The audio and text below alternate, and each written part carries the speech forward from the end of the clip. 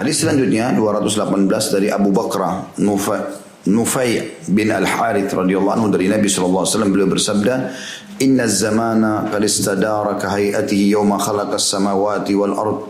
As-sanatu 12 shahran minha arba'atul hurum, thalathun mutawaliyat, dhul ka'dati wa dhul hijjati wal muharram wa rajabun mudarun alladhi baina jumada wa sya'ban. أي شهر هذا؟ قلنا الله ورسوله أعلم فسكت حتى ظننا أنه سيسميه بغير اسمه قال أليس ذا الحجة؟ قلنا بلى قال فأي بلد هذا؟ قلنا الله ورسوله أعلم فسكت حتى ظننا أنه سيسميه بغير اسمه قال أليس البلدة؟ قلنا بلى قال فأي يوم هذا؟ قلنا الله ورسوله أعلم فسكت حتى ظننا أنه سيسميه بغير اسمه قال أليس يوم النحر؟ قلنا بلى قال فإن دماءكم وأموالكم وأعراضكم عليكم حرام كحرمة يومكم هذا في بلدكم هذا في شهركم هذا ستلقون ربكم فيسألكم عن أعمالكم ألا فلا ترجعوا بعد كفارا يضرب بعضكم رقاب بعض ألا ليبلغ الشاهد الغائب فلعل بعض من يبلغه أن يكون أوعى له من بعد من سمعه ثم قال ألا هل بلغت قلنا نعم قال اللهم اشهد. Sesungguhnya masa telah berputar, kata Nabi SAW, sebagaimana keadaannya ketika Allah menciptakan langit dan bumi. Saya baca dulu terjemahnya, baru saya syarahkan nanti insyaAllah. Setahun itu ada 12 bulan. Di antaranya ada 4 bulan yang haram. 3 bulan berturut-turut, Dhul Qa'dah, Dhul Hijjah dan Muharram. Ditambah Rajab, Mudhar, ada footnote nomor 227. Bulan Rajab dikaitkan dengan Bani Mudhar sebab suku ini sangat menjaga kehormatan bulan Rajab melebihi suku-suku Arab lainnya. Yang terletak antara Jumada dan Sya'ban. Bulan apakah ini? Kata Nabi SAW kepada para sahabat, kami menjawab, Allah dan Rasulnya lebih mengetahui. Lalu beliau diam hingga kami mengira beliau akan memberinya nama lain. Beliau berkata, bukankah ini bulan Dhul Hijjah? Kami menjawab benar. Beliau bertanya, negeri apakah ini? Kami menjawab, Allah dan Rasulnya lebih mengetahui. Lalu beliau diam hingga kami mengira beliau akan memberinya nama lain. Beliau SAW berkata, bukankah ini negeri haram? Kami menjawab benar. Beliau bertanya lagi, hari apakah ini? Kami menjawab, Allah dan Rasulnya lebih mengetahui. Lalu beliau diam hingga kami mengira beliau akan memberinya nama lain. Beliau berkata, bukankah ini hari kurban? Kami menjawab, benar. Beliau bersabda, sesungguhnya darah, harta, dan kehormatan kalian adalah haram. Seperti haramnya hari kalian ini, di negeri kalian ini, dalam bulan kalian ini. Kalian akan bertemu Tuhan kalian, lalu dia-nya besar kata ganti Allah, akan bertanya kepada kalian tentang amal-amal kalian. Ingatlah, janganlah kalian kembali kafir sepeninggalku. Sebagian dari kalian membunuh sebagian lainnya.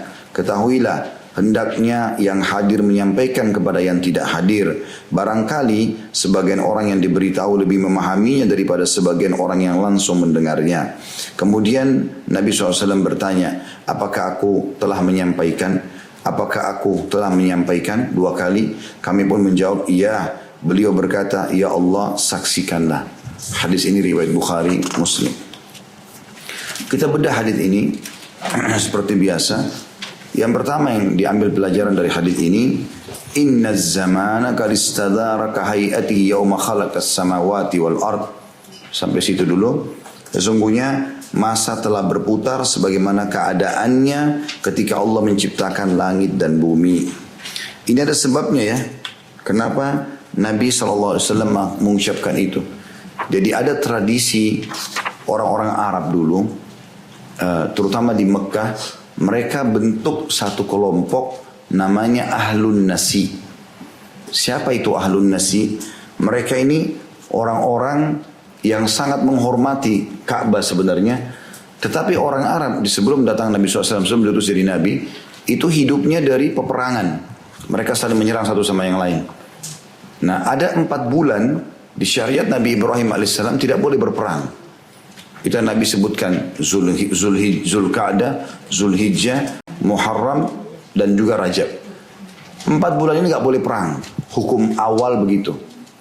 Maka mereka bingung dalam 4 bulan kalau tidak berperang mau dapat income dari mana. Zaman dulu masih sangat jahiliyah. Mereka berpikir bagaimana merampas harta orang lain.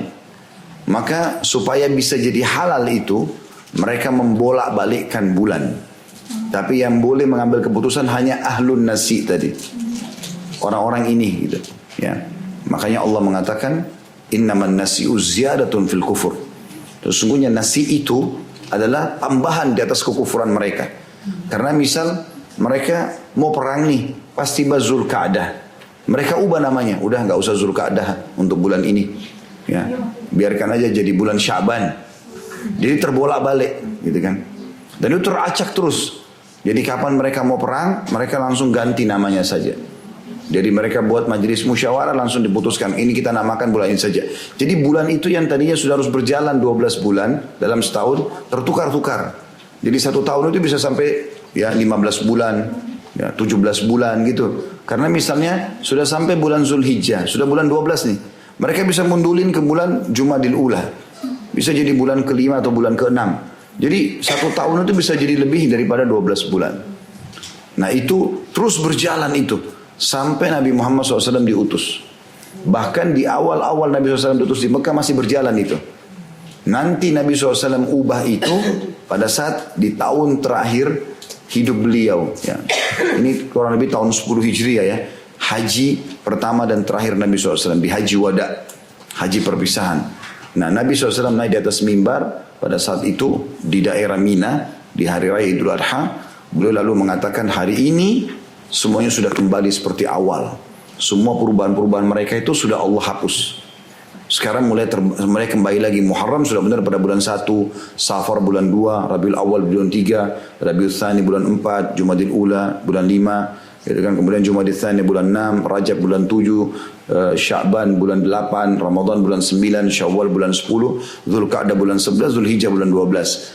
Jadi sudah berjalan seperti itu. Makanya Nabi bilang, sesungguhnya masa telah berputar. Sekarang sudah mulai berputar lagi dengan hikmah Allah Subhanahu wa taala sebagaimana keadaannya ketika Allah menciptakan langit dan bumi. Sekarang kata Nabi, lanjutannya adalah setahun itu ada 12 bulan. Awalnya setahun itu bisa 15 bulan, bisa 17 bulan karena mereka mengacak-acak. Ya. Dan di antara 12 bulan itu, ini potongan kedua yang kita ambil pelajarannya.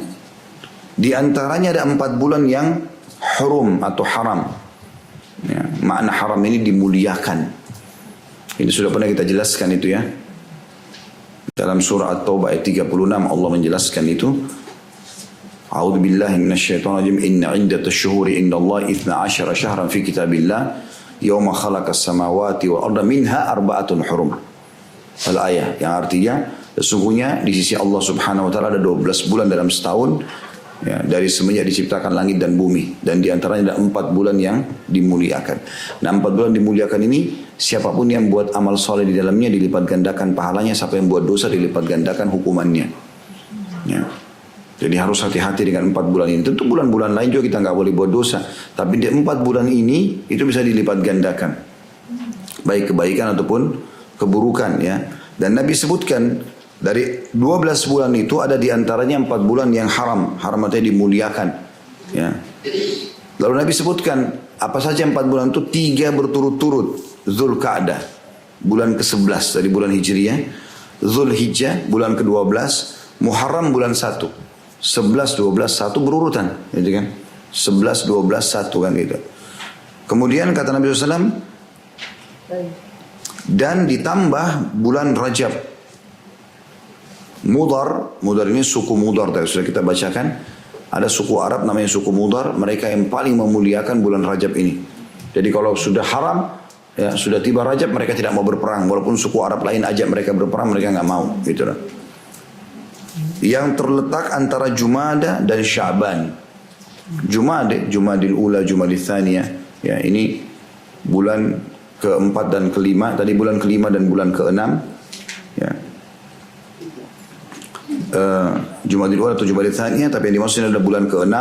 Kemudian antara Jumadil Tsaniyah dan juga bulan Sya'ban. Ya, berarti dia berada di tengah-tengah Rajab bulan ke-7, gitu kan.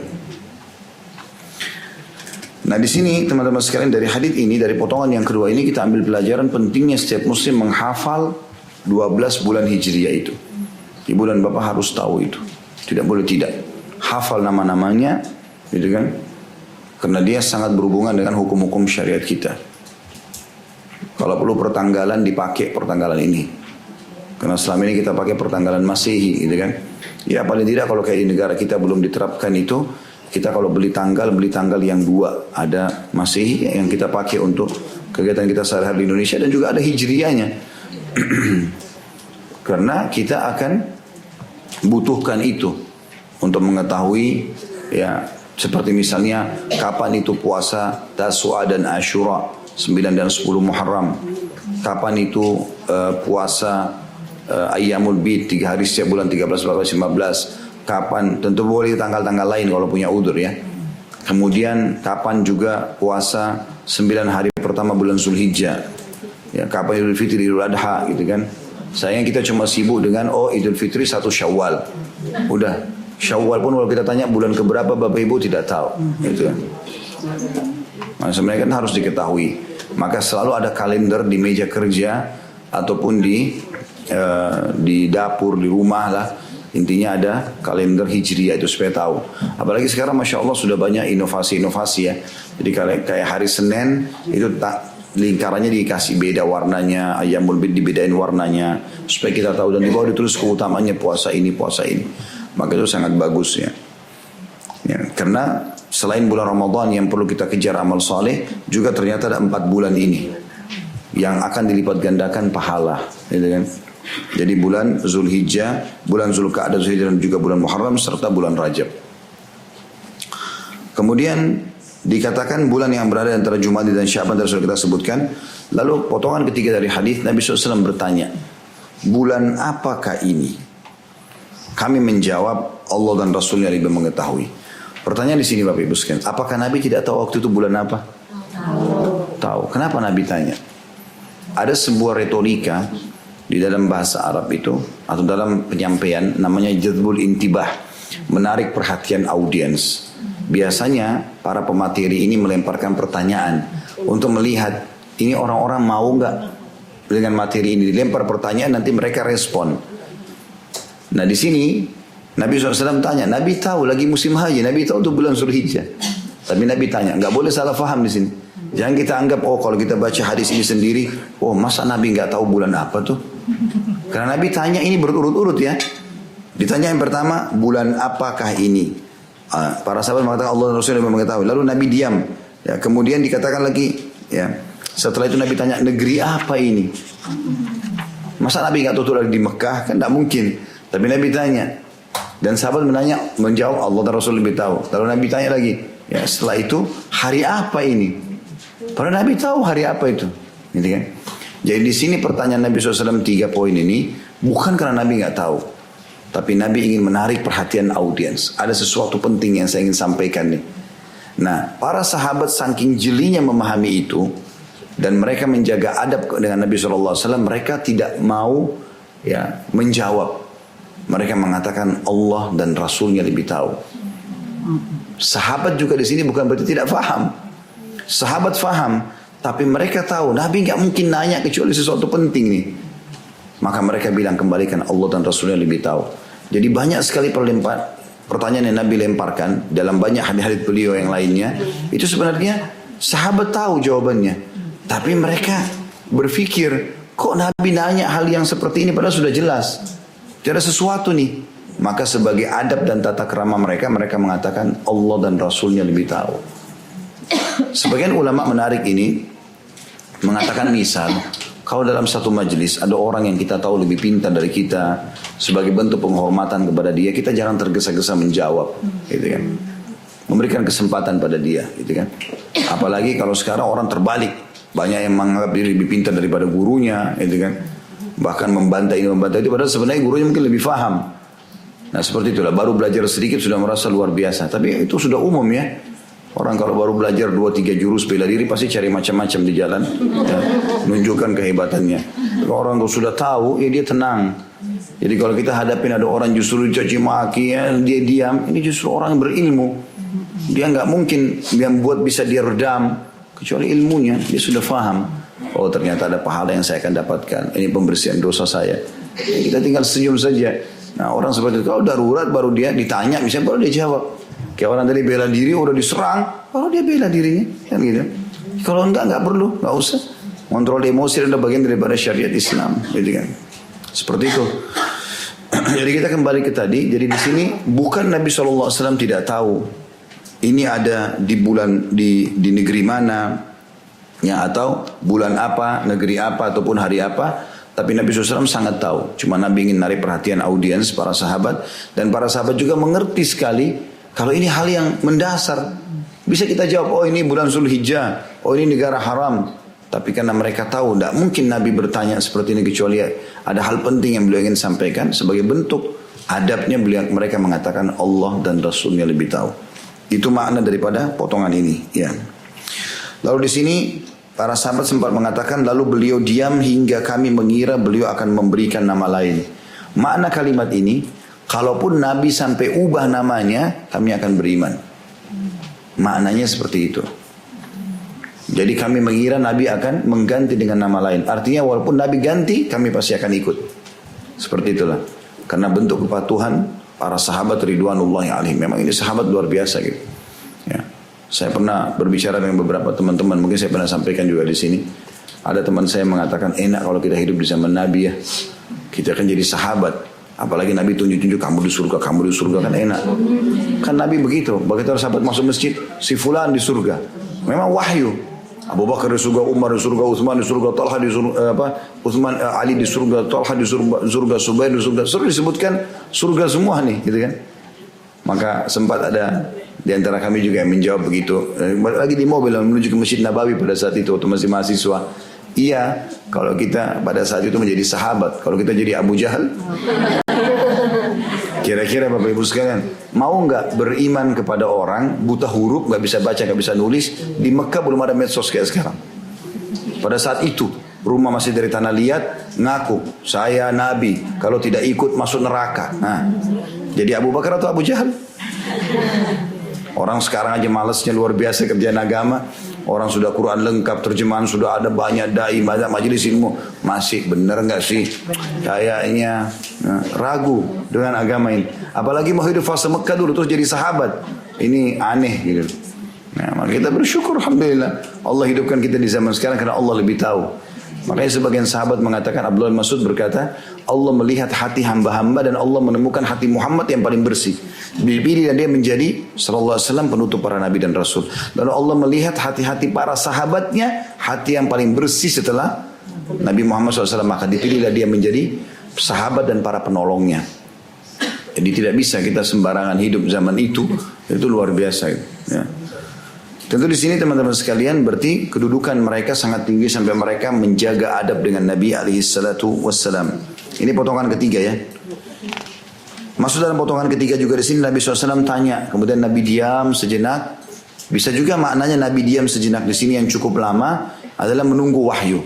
Ini diganti namanya enggak? Gitu. Tapi ternyata tidak. Makanya Nabi bilang, bukankah ini bulan Zulhijjah? Ya, bulan Zulhijjah tadi masuk dalam satu dari 4 bulan yang dimuliakan ya. Kemudian Nabi SAW tanya lagi, negeri apakah ini? Maka sahabat juga menjawab yang sama. Lalu Nabi SAW mengatakan, bukankah ini negeri haram? Negeri yang dimuliakan juga. Wilayah haram Mekah dan Madinah tidak boleh sembarangan ditebang pohonnya, nggak boleh bunuh hewannya. Orang yang berbuat dosa sana akan dilipat gandakan. Orang buat amal soleh akan dilipat gandakan juga, gitu ya. Kemudian Nabi pun SAW sempat terdiam sejenak. Mereka mengira mungkin Nabi akan memberikan nama lain, bisa bermakna kalaupun Nabi kasih nama lain kami akan beriman, atau Nabi SAW memang sedang menunggu wahyu. Benar gak nanti diganti namanya nih? Karena biasanya Nabi SAW kalau diam dalam penyampaian berarti menunggu informasi dari langit. Maka setelah itu Nabi SAW mengatakan, bukankah ini negeri haram? Kami menjawab benar. Lalu kemudian ditanya lagi, hari apakah ini? Lalu mereka menjauh juga Allah Rasul lebih tahu. Lalu beliau diam hingga kami mengira beliau akan memberinya nama lain. Lalu kemudian beliau bertanya, bukankah ini hari kurban, hari nahar, Idul Adha? Ya. Kami menjawab benar. Maka Nabi SAW bersabda, ini pesannya. Ini potongan keempat dari hadis yang kita ambil pelajarannya. Sesungguhnya darah, nggak boleh tumpahkan darah siapapun.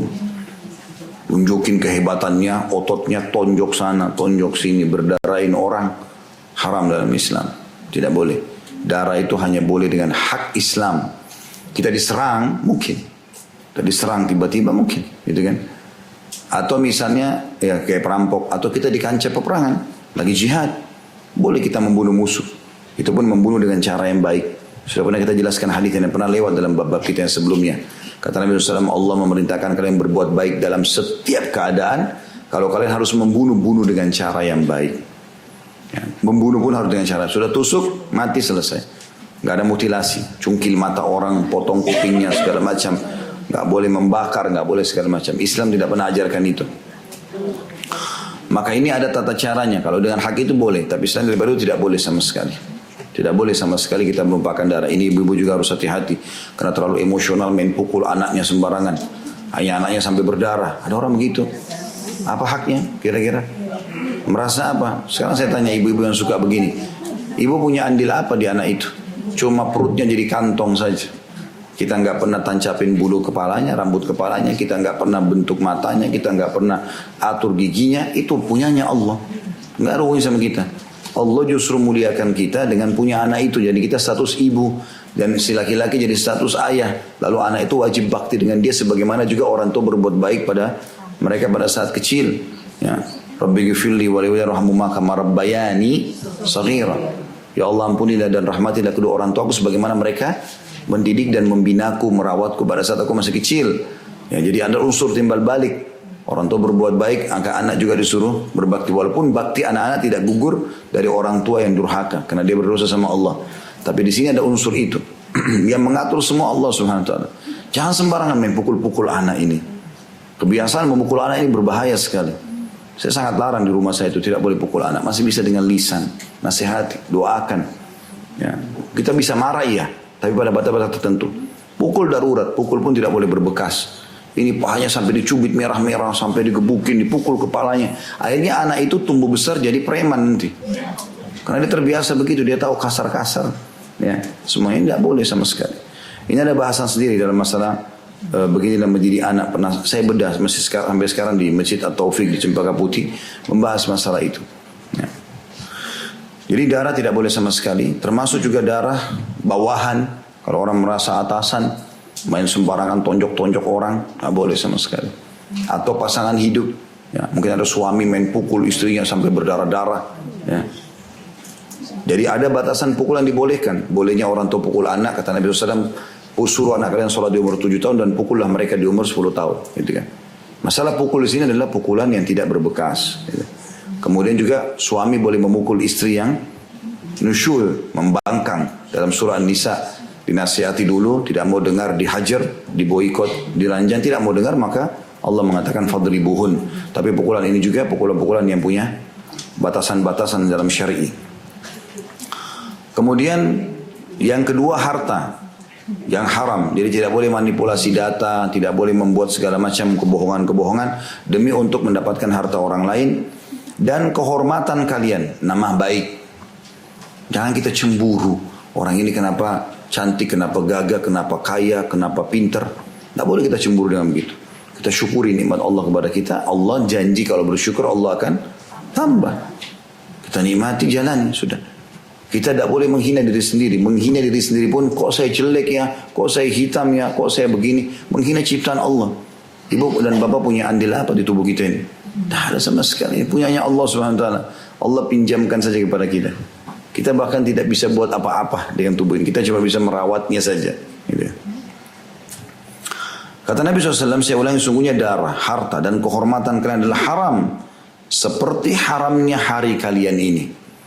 Hari Nahar, Idul Adha, termasuk hari yang dimuliakan. 10 awal bulan Zulhijjah.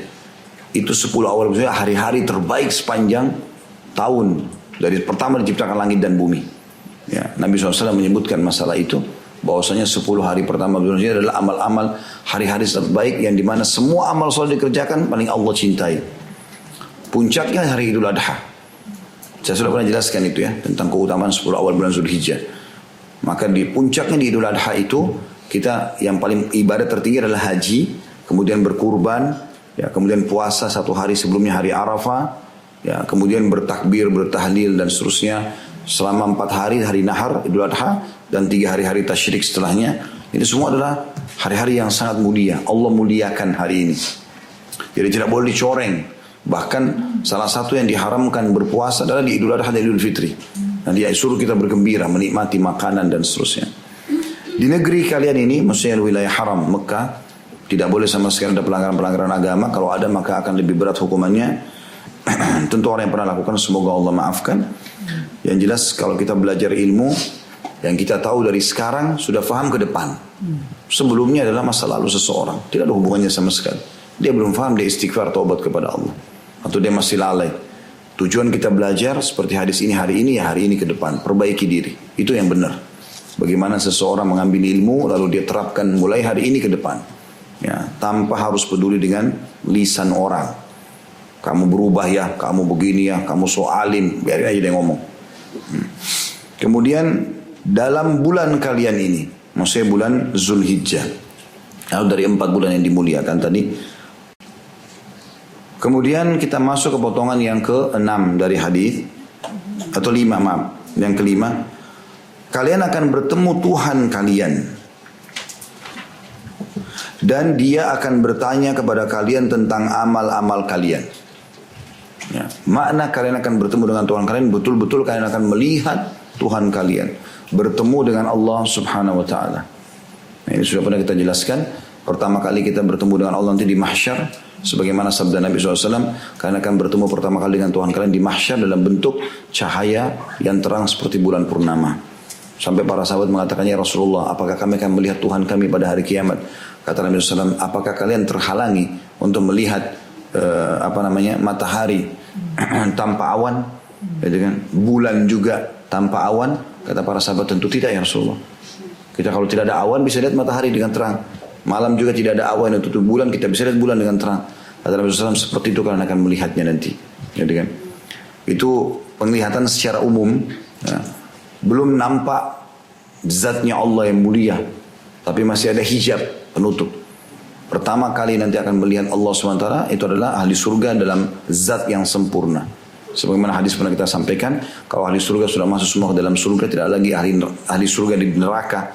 Termasuk orang yang banyak dosanya kan dibersihkan dulu di neraka. Itu udah keluar semua di neraka, tinggal orang yang kekal, musyrik, munafik, dan orang-orang kafir. Wa na'udzubillah, semoga Allah selamatkan kita dari mereka.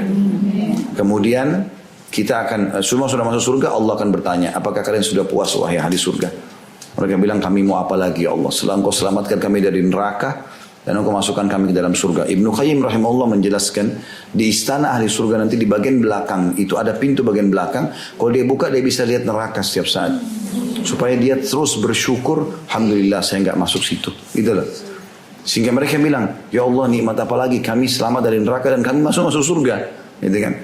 Maka Allah pun mengangkat hijabnya dan pertama kali mereka melihat wajah Allah yang mulia. Disitulah mereka semuanya serentak mengatakan, ya Allah tidak ada nikmat mengalahkan melihat wajahmu yang mulia. Allah pun menampakkan dirinya dalam sehari 2 kali, pagi dan petang, gitu kan, sebagai bentuk nikmat. Maka makna kalimat kalian akan bertemu Tuhan kalian, pasti kalian akan ketemu itu. Sudah kita jelaskan tadi. Lalu apa yang Allah SWT akan lakukan? Di mahsyar dia akan bertanya tentang amal-amal kalian. Yang saya perintahin, kamu sholat gak? Kamu puasa gak? Kamu zakat gak? Kamu begini dan begitu gak? Ditanya. Kenapa kau lakukan ini? Kenapa kau tidak lakukan ini? Dia akan bicara. Dalam sebuah hadis yang lain, riwayat Bukhari Muslim, kata Nabi SAW, sungguhnya tidak ada seorang pun di antara kalian kecuali akan berbicara dengan Tuhannya berdua tanpa ada penterjemah. Allah akan tanya, kenapa kau buat ini hambaku? Kenapa begini? Akan bicara gitu. Ya. Kemudian potongan selanjutnya yang ke-6, ingatlah, janganlah kalian kembali kafir sepeninggalku. Sebagian dari kalian membunuh sebagian yang lain. Ini larangan Nabi SAW untuk berperang di antara kaum muslimin. Ya. Ini bahkan pada terjadi di Indonesia nih. 2 kelompok, sini takbir, sana takbir. Siapa yang mau dibunuh nih? Gitu. Kenapa muslim sama muslim? Dari mana ajarannya? Nggak boleh sama sekali. Membunuh orang yang sudah jadi muslim tidak boleh kecuali sesuai dengan hak syar'i. Dia misalnya melanggar, dia membunuh, pemerintah tangkap, pemerintah boleh hukum mati dia. Kisos gitu kan. Atau tadi saya bilang kita diserang tiba-tiba ibu-ibu mau diperkosa oleh penjahat, mau dirampok, lalu melawan. Sampai pernah ada sahabat mengatakan, ya Rasulullah, kalau ada orang yang mau merampok saya, kata Nabi, qatilhu, perangi dia, lawan dia. Dia bilang, bagaimana kalau saya terbunuh? Kata Nabi SAW, kau mati syahid. Bagaimana kalau saya bunuh dia? Dia di neraka. Dan kau tidak berdosa. Tapi itu ada syaratnya. Tidak semuanya orang bisa dibunuh gitu kan. Maka kita harus mengetahui masalah ini. Tidak boleh kita saling berperang satu sama yang lain. Saya pernah ceritakan Usama bin Zaid radhiyallahu anhu yang membunuh orang gara-gara syahadat. Dia tangkis-tangkisan saling serang. Begitu kalah si kafir, mau ditebas, asyhadu an la ilaha illallah wa anna Muhammadar Rasulullah. Syahadat langsung. Usama bingung nih, tebas enggak nih? Tadi kan dia serang saya gitu kan. Kira-kira kalau kita di posisi Usama mungkin kita pilih yang sama gitu kan. Dia lama berpikir, ini bohong nih, tebas, mati. Maka ada sahabat di sebelahnya orang Ansar nasihati, hai Usama, bagaimana kau bisa bunuh orang sudah syahadat? Kata dia syahadat kena takut lihat pedang saya. Tadi kalau saya nggak kalahin dia bisa bunuh saya nih, gitu kan? Maka semua sahabat diam. Sampai di Madinah mereka tanya, Nabi SAW panggil Usama, apa kau benar lakukan itu? Dia bilang iya. Dia bilang, hai Usama, kenapa kau lakukan? Dia bilang, Rasulullah, dia bunuh karena dia takut. Saya bunuh karena dia takut. Dia syahadat karena dia takut lihat pedang saya. Kata Nabi SAW, kau belah dadahnya sampai kau tahu dia benar atau tidak. Terus saja Nabi SAW ulang itu, kata Usama, saya berharap jadi mu'allaf, baru masuk Islam sekarang. Karena takutnya dengan dosa itu, gitu kan. Jadi tidak boleh sembarangan. Mengkafirkan orang itu berat. Tidak boleh sembarangan. Walaupun perbuatannya terarah ke sana. Ya, sebagian ulama justru menjelaskan juga tidak akan ada predikat kafir pada seseorang yang tadinya beriman kecuali telah tegak padanya hujjah, argumentasi, sampaikan pada dia. Karena ada orang berbuat mungkin amal kekufuran tapi dia tidak tahu kalau itu kekufuran misalnya. Harus sampai padanya tegak hukum, tegak argumentasi itu. Ini hukumnya nggak boleh loh, kena begini, kena begini, kena begini. Bahkan hukuman Allah SWT tidak akan datang ke satu negeri sampai kepada mereka informasi tentang hukum halal haramnya Allah. Wa ma kunna mu'adzibina hatta nab'atsa rasula. Kami tidak akan pernah menyiksa satu negeri sampai kami utus kepadanya rasul menyampaikan tentang hukum-hukum itu. Potongan selanjutnya yang ketujuh dari hadis adalah ketahuilah hendaklah yang hadir menyampaikan kepada yang tidak hadir. Artinya yang hadir pada saat itu sahabat sampaikan kepada yang tidak hadir ya. Ini informasi penting nih. Seakan-akan Nabi bilang begitu. Tentu di Haji Wada wasiat Nabi banyak sekali. Banyak. Jadi ada hadis ya panjang lebar lebih panjang daripada ini tentang Nabi wasiatkan untuk ya berbuat baik dengan para budak gitu kan. Tidak boleh saling menggibah, tidak boleh begini. Banyak larangan Nabi SAW. Tapi di antaranya ini yang paling penting yang Nabi ingatkan. Jangan saling bunuh-membunuh. Kemudian harus yang tidak hadir menyampaikan kepada yang hadir menyampaikan kepada yang tidak hadir. Lalu Nabi SAW seakan-akan menitikberatkan kalimat setelahnya. Dan bisa saja gitu kan, barangkali sebagian orang yang diberitahu lebih memahami daripada sebagian orang yang langsung mendengarnya. Artinya tugas kalian yang dengar sekarang sampein aja. Nanti Allah punya cara menyampaikan kepada orang yang kalian sampaikan itu. Bahkan bisa saja orang yang mendengar tidak langsung dari Nabi itu bisa lebih faham daripada orang yang mendengarnya. Seperti itu. Artinya sampaikan saja. Ya, tugas kita menyampaikan. Ibrahim alaihissalam pada saat selesai membangun Ka'bah, itu perintah Allah setelah itu panggil manusia haji. Gak ada pengeras suara, gak ada medsos pada zaman itu. Seluruh dunia disuruh panggil. Kata Ibrahim alaihissalam, bagaimana caranya? Wa ma yablughu sauti, sampai di mana suaraku ini? Lalu kata Jibril, tugas semuanya menyampaikan. Dia naik ke salah satu gunung di Arafah, lalu dia teriak, wahai manusia, Allah memerintahkan kalian haji. Maka Allah bawa suaranya ke seluruh penjuru muka bumi ini. Dan akhirnya orang-orang pada datang pergi haji.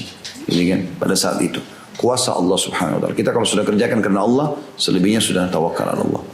Begitu juga Allah sebutkan tentang perang Badar. Allah subhanahu wa ta'ala sebutkan, a'udzubillahi minasyaitonir rajim, pada saat sahabat ada yang menebas musuh, ada yang jadi korban mereka. Allah bilang, falam taqtuluhum walakin Allah qatalahum. Bukan kalian yang membunuh musuh-musuh kalian, tapi Allah yang membunuh mereka. Wa ma ramaita idh ramaita walakin Allah rama. Dan bukan kalian yang melempar anak-anak panah dan tombak kalian dan mengayunkan pedang, tapi Allah lah yang telah melakukan itu.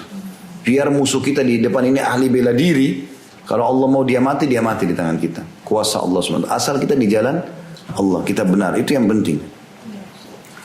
Kemudian potongan yang terakhir adalah yang ke-8 dari hadis ini. Nabi SAW mengatakan, apakah aku telah menyampaikan? Apakah aku telah menyampaikan? Maka semua sahabat mengatakan iya. Beliau mengatakan, ya Allah saksikanlah. Ini adalah pernyataan Nabi SAW untuk memastikan kalau semua amanah yang Allah bebankan pada beliau sudah disampaikan. Semua amanah yang beliau dipikul kepada beliau, beliau sudah sampaikan. Semuanya. Bahkan semua ulama sepakat mengatakan Nabi SAW tidak meninggal dunia kecuali sudah menyampaikan semua yang Allah perintahkan. Ya. Tidak akan datang ajal Nabi SAW sampai betul-betul semua sudah disampaikan.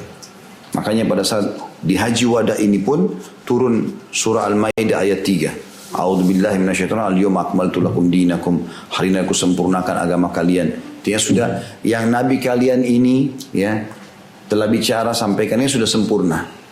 Semua sudah enggak ada lagi tambahannya. Wa atmamtu alaikum ni'mati, dan aku sempurnakan nikmatku pada kalian dengan cara ya mengamalkan isi agama itu, enggak usah tambah-tambah lagi. Wa raditu lakumul Islam madinah, dan aku ridha Islam sebagai agama kalian. Ini berarti menandakan Nabi SAW sudah menyampaikan semua ajarannya, tidak perlu ditambah, enggak perlu dikurangi lagi, sudah cukup dengan itu. Allahu a'lam. Saya mohon maaf karena juga harus ngisi di tempat lain lagi. Mudah-mudahan bisa diambil pelajaran. Subhanakallahumma bihamdika asyhadu an la ilaha illa anta astaghfiruka wa atubu ilaik. Assalamualaikum warahmatullahi wabarakatuh.